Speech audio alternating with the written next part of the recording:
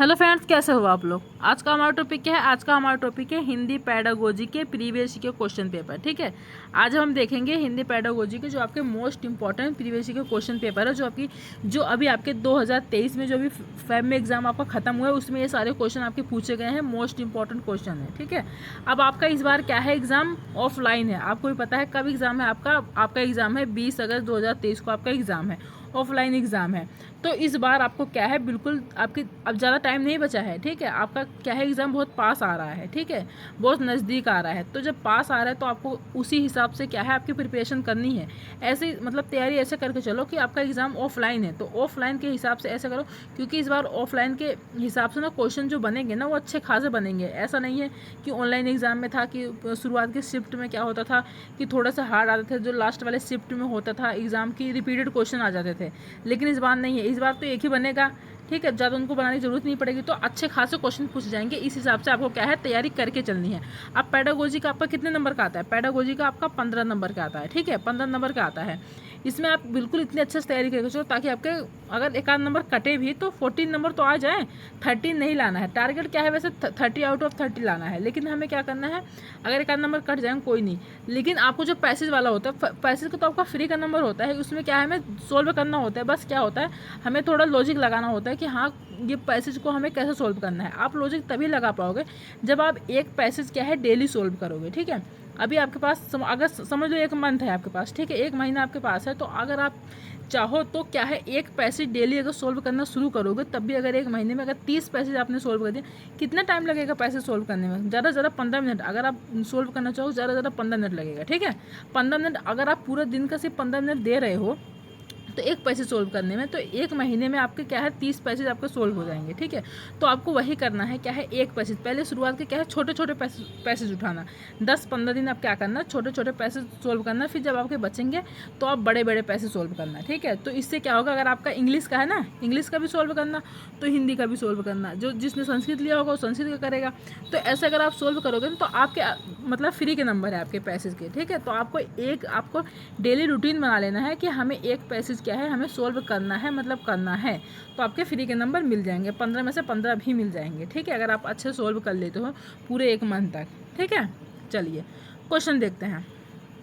देखिए हमारा पहला क्वेश्चन क्या है, एक शिक्षक दृष्टिबाधित छात्र को अधिगम में किस विधि द्वारा मदद कर सकता है। ठीक है, आप क्या हो, आप एक शिक्षक हो। ठीक है, आप अपने खुद को शिक्षक मानो, ये समझो मैं शिक्षक हूँ और एक दृष्टिबाधित बच्चा है। ठीक है, क्या है, जो देख नहीं सकता, उसको आप अधिगम कैसे, उसको आप कैसे सिखाओगे पढ़ना। ठीक है, वो देख नहीं सकता, क्या है, वो सिर्फ सुन सकता है और बोल सकता है, तो आप उसे कैसे सुनाओगे। श्रव्य मतलब कि जो बच्चा सुन सकता है, दृश्य या मतलब चीज़ें दिखाकर सिखाओगे, ये दोनों या सभी तो होगा नहीं, ये भी होगा नहीं आपका दृश्य, क्योंकि वो देख नहीं सकता। तो आप जब बच्चा देख नहीं सकता तो उसे दिखा के कुछ भी पढ़ाना हो, ब्लैक बोर्ड पढ़ा सकते हो कि हाँ बच्चों देखो, वो देख नहीं सकता तो उसे कैसे सिखा सकते हो, देख के नहीं, तो आपका दृश्य भी कट जाएगा। तो जो श्रव्य है वो सुन सकता है, श्रव्य क्या है वो सुन सकता है, तो जो आप बोलोगे, जो बच्चों को पढ़ाओगे तो बच्चा क्या है सुनेगा, वो ग्रहण करेगा, सुन के क्या है ग्रहण करेगा, तब क्या है बच्चा सीखेगा।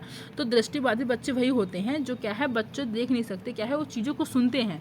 ठीक है, सुनने के बाद तब क्या है वो उस शिक्षा को ग्रहण करते हैं। तो आपका श्रव्य क्या हो जाएगा, श्रव्य इसका आंसर हो जाएगा, फर्स्ट इसका राइट आंसर हो जाएगा। ठीक है, दृश्य जो बच्चे क्या है दृश्य वाले वो होते हैं जिनको मतलब जिनको दिखाया जाता है, जिनको क्या होते हैं वो होते हैं, जैसे कि इसमें वो होता है कि जो मतलब ब्रेल लिपि के द्वारा भी पढ़ाया जाता है। ठीक है, जो देख नहीं सकते। ठीक है, चलिए तो इसका राइट आंसर क्या हो जाएगा, फर्स्ट हो जाएगा। देखिए सेकंड क्वेश्चन हमारा है, भाषा अर्जन के संबंध में क्या है, भाषा अर्जन के संबंध में कौन सा कथन उचित नहीं है। क्या है, इसमें क्या पूछा है, भाषा अर्जन के संबंध। भाषा अर्जन क्या होती है, जब मैंने इसकी थ्योरी आपकी करवाई थी, भाषा अर्जन भाषा अधिगम में से मैंने आपकी थ्योरी करवा दी है, तो बताइए भाषा अर्जन क्या होता है। भाषा अर्जन आपका वो होता है जो बच्चा क्या है खुद ग्रहण करता है। क्या है, बच्चा खुद ग्रहण करता है अपने घर की भाषा, मतलब उसको बोल सकते हो आप घर की भाषा, उसकी क्षेत्रीय भाषा जो होती है, जो क्या है इसमें भाषा अर्जन में क्या होता है, बच्चों को किसी भी क्या है सोर्सेज की ज़रूरत नहीं पड़ती, जैसे कि आपका बुक की ज़रूरत नहीं पड़ेगी, ना ग्रामर की ज़रूरत पड़ेगी, ना टीचर की ज़रूरत पड़ेगी। ऐसा नहीं है कि बच्चे स्कूल में जाके सीखे या कोई कोचिंग लगवा के सीखे या फिर किताबें पढ़ें तब उन्हें भाषा सीखना है, नहीं। भाषा अर्जन ये होता है जो प्राकृतिक रूप से क्या है बच्चा सीख जाता है, अपने परिवार से, अपने समाज से क्या होता है वो भाषा को अनुकरण करता है, ठीक है, नकल करके जैसे जैसे उसके परिवार में जो बोलता है। तो बच्चा, एक बात, तो बच्चा जब शुरुआत में होता है, जब वो पैदा होता है, 1 साल का होता है, तो कुछ ना कुछ बोलना शुरू करता है। 2 साल का होता है तो 2 साल में थोड़ी ना स्कूल जाने लगता है, फिर उसे ट्यूशन लगवाते हैं, नहीं हम बोलने के लिए, बोलता है ना कुछ, मम्मी पापा, खाना पीना, ये सब बोलता है। 1 साल का होता है तो बोलने लगता है। तो क्या हो, उसने खुद सीखा है, अनुकरण करके सीखा, वो प्राकृतिक है, वो नेचुरल है। जो भाषा अर्जन सीख जाता है वो भाषा अर्जन होता है। अधिगम क्या होता है? भाषा अधिगम वो होता है जो जिसमें बच्चा क्या है, सीखता है। उसमें क्या है, भाषा अधिगम में आपके सोर्सेज की ज़रूरत पड़ती है, ठीक है, उसमें आपके बुक की ज़रूरत पड़ेगी, ग्रामर की ज़रूरत पड़ेगी, टीचर की ज़रूरत पड़ेगी, ठीक है, तो और कोचिंग, ट्यूशन, कहीं पर स्कूल की भी ज़रूरत पड़ेगी। तो क्या होता है, वो हमारा भाषा अधिगम होता है। और ये क्या है, हमारा भाषा अर्जन के संबंध में कौन सा कथन उचित नहीं है। इसमें क्या पूछा, नहीं, आपको मैंने पहले बताया, अगर हमें कोई क्वेश्चन पढ़ना है, हम कोई पढ़ रहे हैं, तो हमें क्वेश्चन को क्या है, पूरा पढ़ना है, आधा अधूरा क्वेश्चन नहीं छोड़ना है, ठीक है। देखो, सभी बच्चों में भाषा अर्जित क्या है, भाषा अर्जित की स्वाभाविक क्षमता होती है। सही बात है, सभी बच्चों में क्या होती है, जो भाषा अर्जन की क्षमता होती है वो क्या होती है, स्वाभाविक होती है, ठीक है, बच्चे अपने आप सीख जाते हैं। भाषा अर्जन के लिए नियम सिखाए जाते हैं। मैंने अभी आपको बताया कि भाषा अर्जन के लिए कोई नियम नहीं सिखाए जाते। भाषा अर्जन के लिए कोई नियम नहीं सिखाए जाते। भाषा क्या है, खुद सीख जाता है बच्चा। इसके लिए नियम नहीं बनाएंगे कि हाँ तुम ये अलंकार पढ़ो, ठीक है, सॉरी अलंकार मतलब ग्रामर पढ़ो, ठीक है, ग्रामर के जितने सारे रूल हैं, एक एक रूल को पढ़ो तब जाकर तुम्हें भाषा अर्जन आएगा। नहीं, आपका ये गलत हो जाएगा। तो इसमें क्या पूछो, नेगेटिव पूछो, तो इसका राइट आंसर यही हो जाएगा। और भी देखो पॉइंट, भाषा अर्जन को सहज बनाने के लिए समृद्ध भाषिक परिवेश होना चाहिए। सही बात है, भाषा अर्जन जो है उसको सहज बनाने के लिए क्या होना चाहिए, समृद्ध भाषिक परिवेश होना चाहिए। अगर बच्चे का क्या है, परिवेश अच्छा रहेगा, ठीक है, क्या है, समृद्ध परिवेश रहेगा, अच्छा परिवेश रहेगा, तो भाषा बच्चा क्या है, भाषा अर्जन को अच्छे से सीख पाएगा, ठीक है। बिना विद्यालय गए भाषा अर्जन संभव है। हाँ, बिना, अगर बच्चा स्कूल नहीं जाएगा तब भी क्या है, भाषा अर्जन संभव। अभी मैंने आपको बताया कि भाषा अर्जन के लिए हमें क्या है, विद्यालय नहीं जाना है, न हमें कोचिंग जाना है, ना हमें किसी टीचर की ज़रूरत है, ना हमें किताबें खरीदनी है, कुछ नहीं करना है, बस हमें क्या है, घर में रह के प्राकृतिक रूप से बच्चा भाषा सीख जाता है, ठीक है। तो इसका राइट आंसर क्या हो जाएगा, आपका सेकंड हो जाएगा। कौन सा उचित नहीं है, आपका यही उचित नहीं है कि नियम सिखाए जाते हैं, ठीक है। चलिए अगला क्वेश्चन देखिए। अगला हमारा थर्ड क्वेश्चन है, देखिए, पठन कौशल से अभिप्राय है। बताइए, पठन कौशल से आपका क्या अभिप्राय है। देखो इसके ऑप्शन देखो। पहला है लिपि चिन्हों को पहचानना। पठन क्या है, लिपि चिन्हों को, अगर आप कोई चीज़ पढ़ रहे हो तो इसमें क्या है, लिपि चिन्हों को पहचानोगे नहीं। शब्दों को पढ़ना, तो अगर आप पढ़ रहे हैं शब्दों को पढ़ना पहचानोगे नहीं, वाक्यों को पढ़ना नहीं। क्या हो जाएगा, पढ़कर समझना। पठन क्षमता से क्या होता है, बच्चा क्या है, पढ़कर जो चीज़ें बच्चा पढ़कर समझेगा तो क्या होगा, उसमें उसका अक्षर, जो अक्षरों का क्या है, उसको अक्षरों का ज्ञान होगा, ठीक है। तो इसमें क्या होता है, जो पठन होता है वो चीज़ों को क्या है, पढ़कर समझना है। जितना बच्चा ज़्यादा पढ़ेगा उतनी चीज़ें क्या है, ज़्यादा ज़्यादा सीखेगा। तो ये आपका क्या हो जाएगा, पढ़कर समझना। पठन कौशल आपका क्या है, पढ़कर समझना, ठीक है। इसमें क्या होता है, पठन क्षमता में, तो बच्चा जितना ज़्यादा पढ़ेगा, इसमें क्या होगा, बच्चों के शब्दों के जो भंडार होते हैं ना, उनमें वृद्धि होगी, ठीक है। क्या है, शब्द के भंडार में आपकी वृद्धि होगी, ठीक है। क्या होगा, इसमें बच्चों का तार्किक विकास होगा, ज़्यादा से ज़्यादा क्या होगा, बच्चों का तार्किक विकास होगा, आपका तार्किक विकास होगा। और इसमें ऐसा होता है कि जैसे कि बच्चा को जैसे पुराना, मतलब जो पहले उसने सीखा है, जो बाद में सीखा है, इसके संबंध बना के सीखेगा तो उसका ज़्यादा विकास होगा, ठीक है। बच्चे इसमें आनंद, जितना बच्चे क्या है, पठन ज़्यादा पढ़कर समझेंगे तो उसमें क्या होगा, इनको आनंद का अनुभव होगा, ठीक है। तो ये सब क्या होता है, पढ़कर समझने का होता है, ठीक है। तो आपका राइट आंसर क्या हो जाएगा, फोर्थ हो जाएगा। चलिए अगला क्वेश्चन देखिए। अगला हमारा क्या होता है, फोर्थ देखिए, पठन पाठन के अंत में ऐसे अभ्यास एवं गतिविधियां हो जो, बताइए, पठन पाठन के अंत में ऐसे अभ्यास एवं गतिविधियां हो जो बच्चों को स्वयं कुछ करने और सीखने का अवसर प्रदान करे, केवल पाठ से नहीं। आपके केवल पाठ से संबंधित हो, केवल नेगेटिव वर्ड आ गए, ठीक है। मैं आपको नेगेटिव वर्ड मुझे करवाना है, मैं कल करवा दूंगी, तो परसों, ठीक है, आपको करवा दूंगी। बहुत अच्छे मैंने नेगेटिव वर्ड क्या है छाड़ के रख रखे हैं। जब मैं आपको करवाऊंगी ना, कम से कम आपके कितने 80% तो ऐसे क्वेश्चन आपके सोल्व हो जाएंगे पैडागोजी का, ठीक है। बस आपको क्या है, पॉजिटिव नेगेटिव वर्ड अच्छे से कर लेना है, उससे क्या है आपके ज़्यादा से ज़्यादा सोल्व हो जाएंगे, ठीक है। तो केवल आगे आपका गलत ही है, पाठ पर बिल्कुल आधारित ना हो। अब कोई बच्चों को आप करवा रहे हो, पाठ पढ़ा रहे हो, उसके अंत में तो आप अगर कोई गतिविधि करवाओगे तो जो पाठ से रिलेटेड ही नहीं होगी, तो आप अदर करवा दोगे, बच्चा सीख पाएगा नहीं। जो पाठ आपने बच्चों को पढ़ाया है, पढ़ाने के बाद जब उसकी गतिविधि करवाओगे तो उसी से रिलेटेड करवाओगे ना, कि उससे अदर करवाओगे तो बच्चा नहीं सीखेगा ना, तो आपका गलत हो जाएगा, नेगेटिव हो जाएगा। सरल भाषा वाले हो नहीं, इसमें ये नहीं कहा गया कि जो बच्चों को सिखाओगे सरल भाषा वाले हो, नहीं। क्या हो जाएगा आपके अंत में गतिविधि जो हो क्या हो, बच्चों को स्वयं कुछ करने और सीखने का अवसर प्रदान करे। जहाँ पर बच्चा स्वयं क्या है खुद करके सीखेगा, उसको अवसर, मतलब हम उसे अवसर देंगे कि क्या है तुम खुद करो। जहाँ पर बच्चे खुद करेगा वहाँ ज़्यादा से ज़्यादा सीखेगा। जैसे कि अगर कोई चीज़ अगर आपको करना है, ठीक है, अगर आप जैसे कि आप समझ लो आपको क्या है खाना बनाना है, ठीक है, खाना बनाने के लिए तो आप जब तक कोई किसी ने बताया कि हाँ ये सब्ज़ी बनानी है, ठीक है, अब सब्ज़ी बनाना है, सब्ज़ी बनाने के लिए अब किसी ने बता दिया है कि हाँ ऐसे बना लो, हमें सुनने में बहुत हार्ड लग रहा है, ठीक है, कि हाँ इसमें ये डालो, इसमें वो डालो, ये सब इतने सारे चीज़ पता नहीं कैसे बनेगी। लेकिन जब तक हम उसको बनाएंगे नहीं खुद, तब तक कैसे पता चलेगा कि हाँ ये कैसे बनेगा कैसे नहीं। तो इसमें ऐसे होता है कि जब तक बच्चा खुद करके नहीं सीखेगा तब तक वो नहीं सीख पाएगा, ठीक है। इसलिए उसकी हमें अवसर क्या प्रदान करना है, बच्चा स्वयं करके सीखे, ठीक है। क्या होता है, लर्निंग बाय डूइंग, ठीक है। तो फर्स्ट इसका राइट आंसर हो जाएगा। देखिए अगला क्वेश्चन, देखिए अगला क्वेश्चन है गतिविधि उपयोगी नहीं हो सकती। क्या है, गतिविधि उपयोगी नहीं हो सकती। आप बताओ जो गतिविधियां हैं उपयोगी नहीं हो सकती, तो इसका क्या है आपका, पढ़ी गई कहानियों का समूह में नाट्य रूपांतरण करना, विज्ञापनों, पोस्टरों, साइन बोर्ड और भाषा के अन्य उपयोगों का विश्लेषण करना, मुहावरों के अर्थ लिखकर वाक्य बनाना, सूचना डायरी लेखन, विज्ञापन लेखन आदि का कार्य करवाना। बताइए कौन सा हो जाएगा। देखो जो आपकी गतिविधियाँ होती हैं इसमें क्या है, उपयोगी नहीं हो सकती। देखो इसमें क्या है, उपयोगी नहीं हो सकती, इसमें नेगेटिव पूछा है, नहीं हो सकती। जो हो इसमें एक आपका गलत हो जाएगा। पढ़ी गई कहानियों का समूह में नाट्य रूपांतरण करना, जो हमने मतलब जो बच्चों ने कहानियाँ पढ़ी है, जो उसको क्या है समूह में बना के उसका नाट्य रूपांतरण करोगे, तो हाँ ये तो उपयोगी हो सकती है, आपका सही हो जाएगा।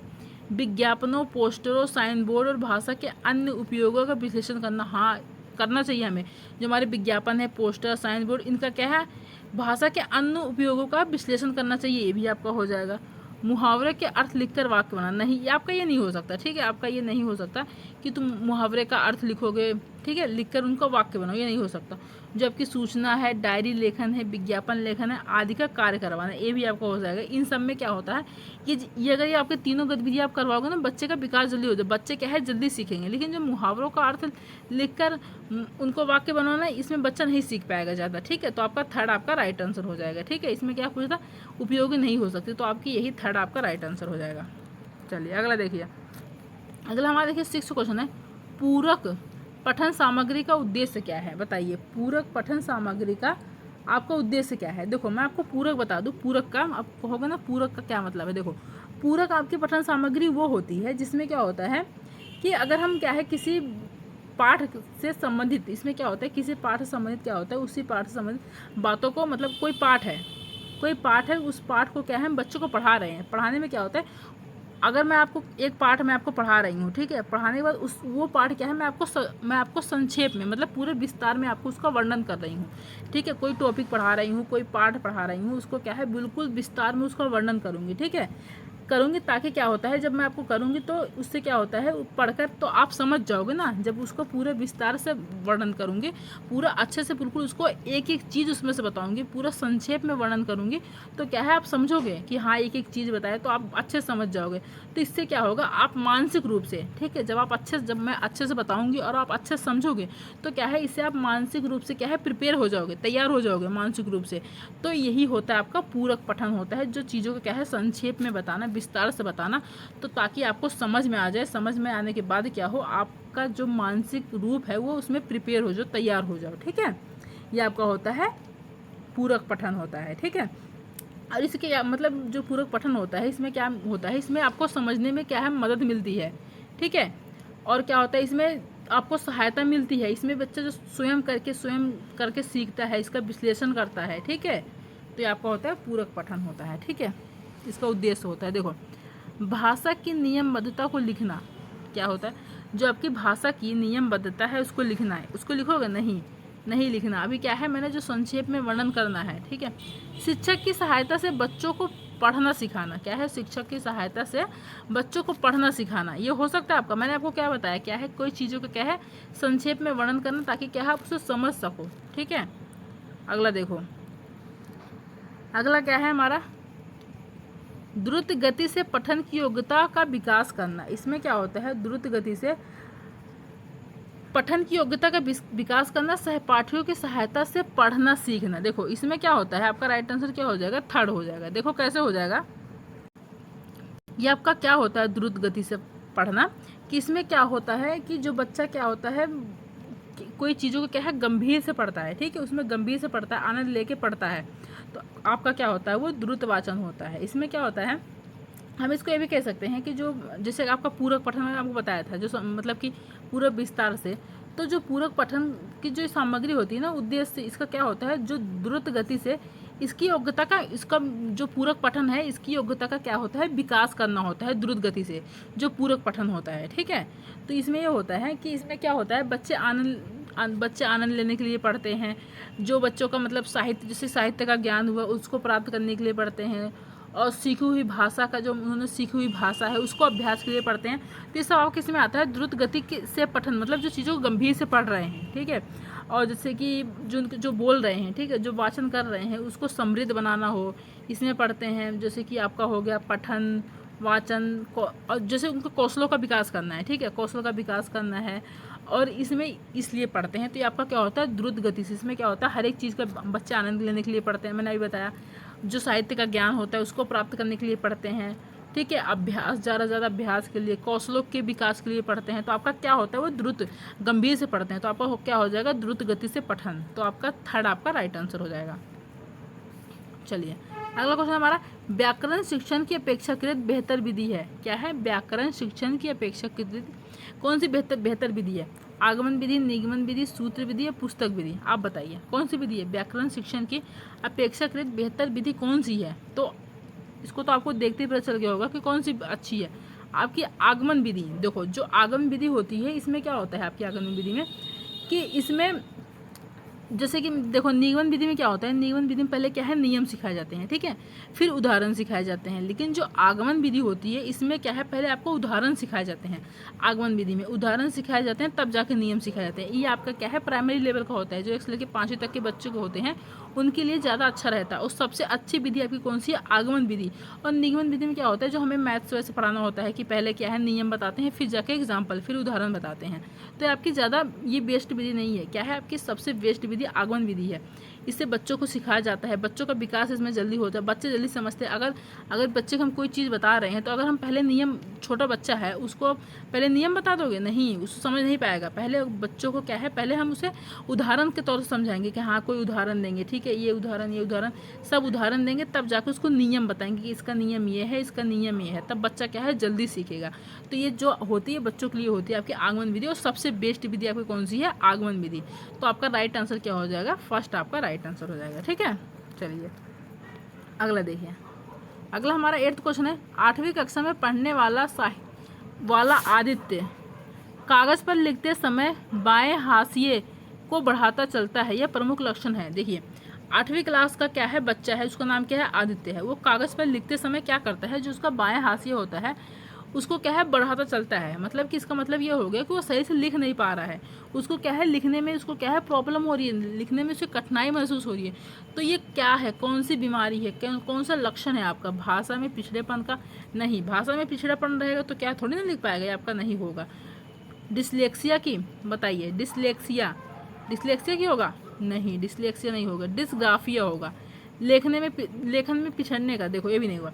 देखो इसमें क्या होगा, जो आपका ये होता है ना लिखने का, तो इसमें क्या होता है, जो बच्चा होता है आपका उसको ना लिखने में, अगर कोई चीज़ लिख रहा है लिखने में उसको प्रॉब्लम होती है। कैसे होती है, उसकी राइटिंग साफ़ नहीं आती। ठीक है, उसकी राइटिंग उसको प्रॉब्लम, जैसे हाथ काँपते हैं ना, बहुत बच्चों को क्या होता है हाथ काँपते हैं सही से, बहुत बच्चों को नहीं भी काँपते हैं लेकिन तब भी क्या है प्रॉब्लम होती है उनकी। क्या होता है उनकी राइटिंग साफ़ नहीं आती, उनकी शुद्ध वर्तनी होती है ना, जो लिखते हैं शुद्ध वर्तनी नहीं लिख पाते हैं, गलत लिख देते हैं। और राइटिंग ऐसे मतलब क्या बोलते हैं उसको, आड़ी टेढ़ी ऐसे लिखते हैं। तो उनको क्या होता है, उनको डिस्ग्राफिया में उनको प्रॉब्लम होती है। ठीक है, डिस्ग्राफिया, ग्राफ में आप क्या करते हो, ग्राफ में आप लिखने का काम करते हो ना, तो आप ऐसे समझ जाओ ग्राफ में आप क्या है लिखने का काम करते हो, तो मतलब जिसमें लिखने का काम होता है वो हमारी होती है डिस्ग्राफिया उसमें, ठीक है। तो जिसमें बच्चे लिखने में प्रॉब्लम होता है तो डिस्ग्राफिया होती है, तो थर्ड आपका राइट आंसर हो जाएगा, ठीक है। चलिए आगे देखते हैं। अगला क्वेश्चन है हमारा, भाषा संबंधी मूल्यांकन में बताइए, भाषा संबंधी मूल्यांकन में आपका क्या होना चाहिए।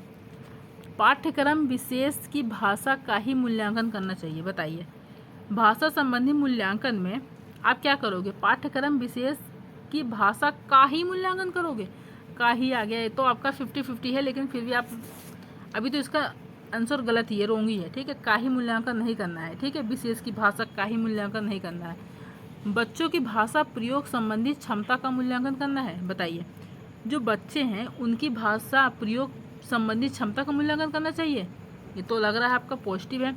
बच्चों के भाषिक नियम संबंधी ज्ञान का मूल्यांकन करना चाहिए, बताइए। जो बच्चे हैं उनके जो भाषिक नियम संबंधी ज्ञान का मूल्यांकन करोगे, नहीं। पाठ्यक्रम विशेष की उपलब्धि समझी जानी चाहिए, जो पाठ्यक्रम है उनकी विशेष उपलब्धि समझी जानी चाहिए, नहीं।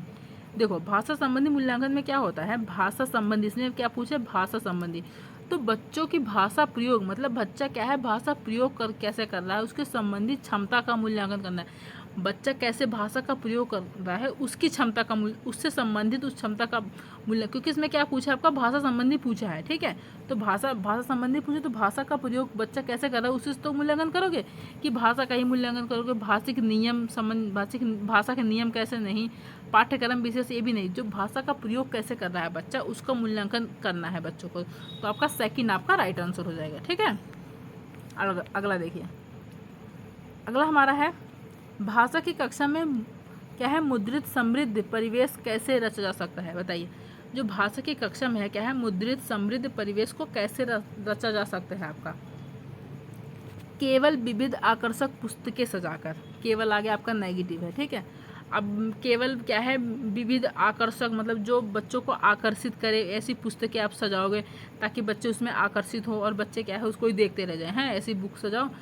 ऊपर से ऐसी बुक सजा दो बच्चे देखते रह जाए, अंदर खोलते ही क्या है फिर वैसे हो जाए कि हाँ अंदर से, ऊपर से क्या है देखने में ऐसा लग रहा था कि हाँ बहुत सुंदर है, मतलब पढ़ने में बहुत अच्छा लगा होगा, अंदर खोलते ही ताकि वो बंद कर दे दोबारा से, ऐसा नहीं करना, ठीक है।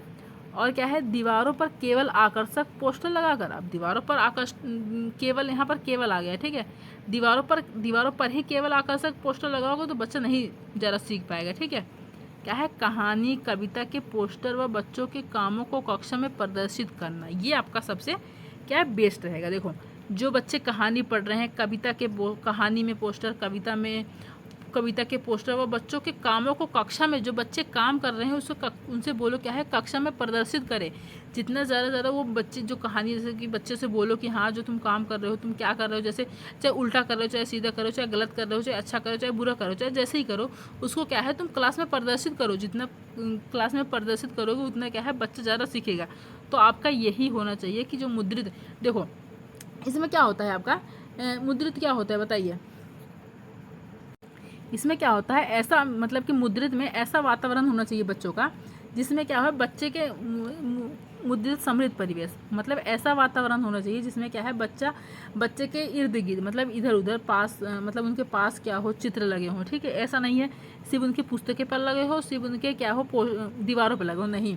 उनके आसपास हर जगह क्या हो आकर्षक मतलब चित्र लगे हो, विज्ञापन हो, कैलेंडर हो, बाल साहित्य हो, रुचियाँ हो, ये सब हो गया आपका, ताकि उन्हें देखने को मिले, पढ़ने को मिले, अवसर मिले, ठीक है। ये आपका क्या होता है समृद्ध वातावरण होना चाहिए। एक ऐसा वातावरण होना चाहिए जहाँ पर हर एक चीज़ें क्या है अवेलेबल हो, तो इससे क्या है बच्चा जल्दी सीखेगा, ठीक है। अब जब कक्षा में क्या हो रहेगा, अच्छा वातावरण रहेगा तो क्या है बच्चे कहानी कविता पोस्टर के कामों को क्या है अच्छे सीख पाएंगे, ठीक है। उनका क्या है रुचि बढ़ेगी इसमें, क्या है जब कोई अच्छी प्रिंट देखेंगे, हर एक जगह देखेंगे, अपने इर्द गिर्द अपने आसपास किताबों पोस्टर इधर उधर, उनके मतलब अच्छा विज्ञापन रहेगा, अच्छे चित्र रहेंगे, अच्छे क्या है होल्डिंग, अच्छे जो होते हैं ना आपके कैलेंडर, मतलब कैलेंडर सब कुछ रहेगा, बाल साहित्य की किताबें रहेंगी, इसमें क्या है बच्चा तब ज़्यादा रुचि लेकर सीखेंगे और चीज़ों को क्या है जल्दी समझ पाएंगे, ठीक है। तो आपका राइट आंसर क्या हो जाएगा, थर्ड हो जाएगा, ठीक है। ये नहीं होगा आपका दीवारों पर सूखती एवं उपदेशात्मक बातें लिखकर, नहीं, थर्ड आपका राइट आंसर हो जाएगा। अगला देखो, अगला हमारा क्वेश्चन है, शैक्षिक प्रक्रियाओं के मूल्यांकन के संदर्भ में आप किस कथन से सहमति प्रकट करेंगे? बताइए। शैक्षिक प्रक्रियाओं के मूल्यांकन में संदर्भ में आप किस कथन से सहमति प्रकट करेंगे? बताइए। कक्षा 8 तक विद्यार्थियों को फेल न किए जाने के प्रावधान के कारण ही विद्यार्थी सीख नहीं पा रहे हैं। बताइए। ये आपका हो जाएगा। जो कक्षा 8 तक विद्यार्थी को फेल ना किए जाने के प्रावधान के कारण विद्यार्थी सीख नहीं पा रहे।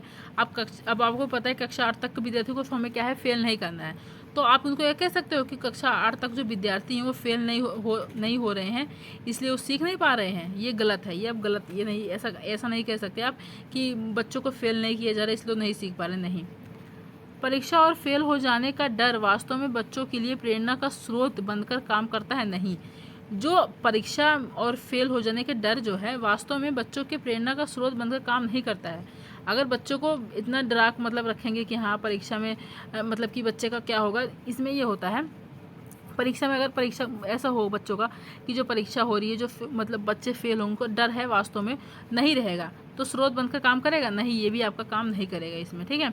बच्चों को पास फेल करना वास्तव में व्यवस्थागत विफलताओं को बच्चों के सिर मरना है। बताइए।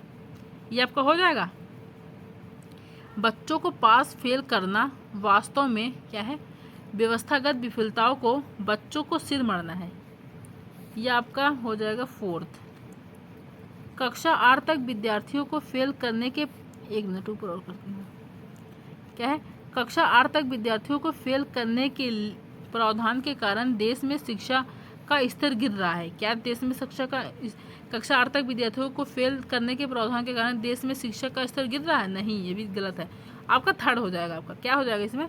बच्चों को पास फेल करना वास्तव में व्यवस्थागत विफलताओं को बच्चों के सिर मारना है।